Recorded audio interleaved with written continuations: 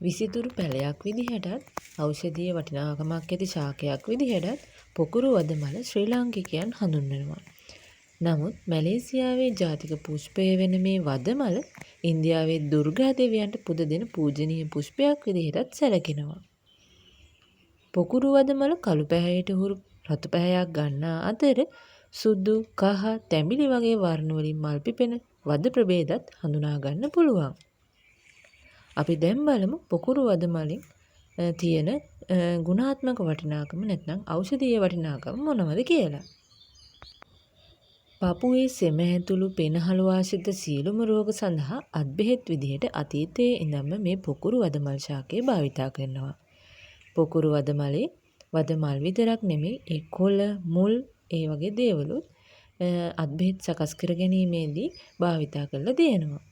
ඒ වගේම මුත්‍රා අඩස්සිය සහ මුත්‍රා ආසාදන වලට, හන්දිපත් වේදනාව සහ ඉදිමුම් වලට විශේෂ ඖෂධයක් විදිහට මේ පොකුරු වදමල සැලකෙනවා. ඒ වගේම තමයි මුහුණේ ඇතිවන ලප කැලල් සහ ඌෂ්ණයට ඇතිවන බිබිලි, දද කුෂ්ඨ වගේ දේවල් වලට නොයෙකුත් ආලේපන සකස් කරගන්නත් මේ වදමල් යොදා ගන්නවා. අධික හිස රද්දයට සහ අධික රුධිර පීඩනයට ගුණාත්මක භාවයෙන් ඉහළ ඖෂධ සකස් කර ගැනීමට මේ වදමල් ශාකය යොදා ගන්නවා. ඒ වගේම තමයි ස්ත්‍රී ප්‍රජනන පද්ධතිය ආශ්‍රිත තියෙන සියලුම රෝග සඳහා ගුණදායක වන සුවිශේෂී ශාකයක් තමයි මේ පොකුරු වද ශාකය.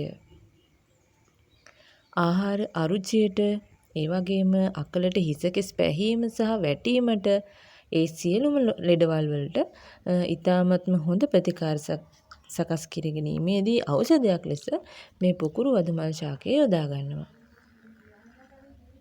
කියන්න ඕන විශේෂම කාරණාවක් තමයි ගර්භණී මව්වරුන්ට මේ වදමල් පානය නම් සුදුසු වෙන්නේ නැහැ.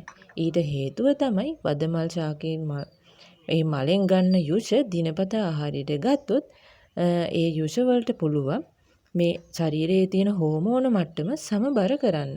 ඉතින් ඒක ගර්භණී මව්වරුන්ට සුදුසු දෙයක් නෙවෙයි. ඒ හින්දා ගර්භණී මව්වරු නම් ඔයා අනිවාර්යයෙන්ම මේ වදමල් බීම එක ඕන එක සීමා කරන්න ඕනේ. වදමල් වලින් බීම එකක් විතරක් හදලා නිකන් ඉන්න එපා. ඔන්න වදමල් වලින් ව්‍යංජන, බැදුම්, සම්බෝල, මැල්ලුම් වගේම ජෑම් සෝස් වගේ දේවලුත් හදන්න පුළුවන්. ෂැම්පු කන්ඩිෂන් වගේ දේවලුත් හදන්න පුළුවන්. ඉතින් ඔයත් try කරලා බලන්න.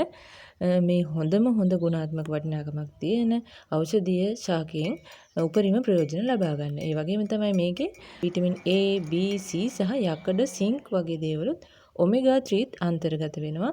ඉතින් මේවා අත්‍යවශ්‍ය පෝෂක.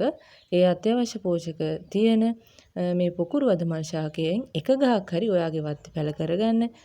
ඔයා මීට කලින් වදමල් බීම බීලා තියෙනවා නම් පහලින් කමෙන්ට් එකක් දාන්නකෝ. අපි දාන අලුත් වීඩියෝ එසනින් බලන්න channel එක subscribe කරලා bell button එකත් ඔබලා තියාගන්න අමතක කරන්න එපා. සියලු දෙනාටම සුබ දවසක්.